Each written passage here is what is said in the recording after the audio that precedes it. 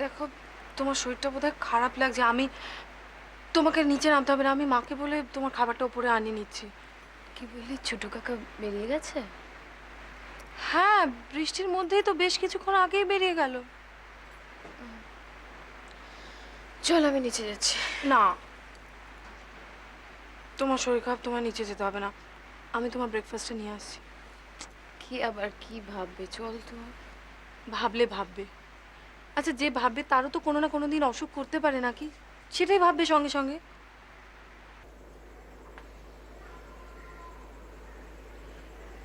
দুর্বা, তোকে অর্ঘ্য কেন এই বাড়িতে নিয়ে এসেছে জানিস? ওর জন্য নয়, আমার জন্য। আমার মনের মতো একজন কাউকে আনবার জন্য। তাই বুঝি? তুমি আমাকে সত্যি সত্যি এত কাছের জন ভাবো ছোট রানী? না ভেবে পারি না তোরে। তুমি যদি আমাকে এত কাছের জন ভাবো, তাহলে তাহলে সত্যি করে বলো না।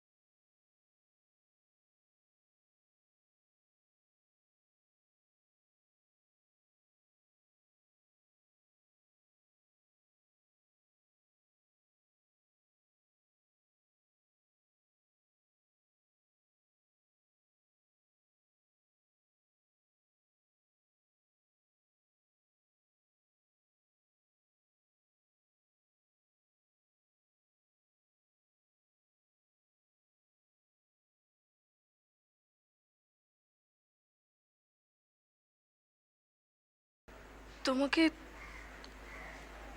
ছোট কাকা এত কম চেনে ছোট রানী? এটা এটা হতে পারে নাকি?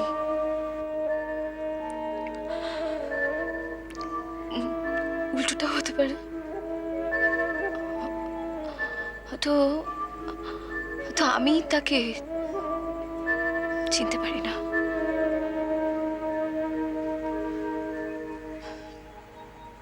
তাহলে তো ছোট কাকাকে একটা কথাই বলতে হয় ছোট রানী।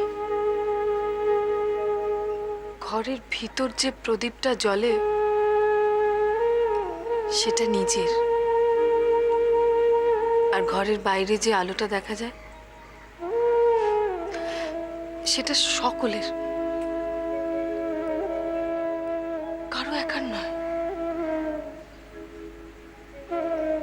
ছোট কাকার কোন আলোটা চাই ছোট রানী? দুর্বা, তুই কি বললি? তুই এক্ষুনি কি বললি? আরেকবার বল না। দেখ, তোর কথা শুনে আমার গায়ে কাঁটা দিয়ে উঠলো। বল না,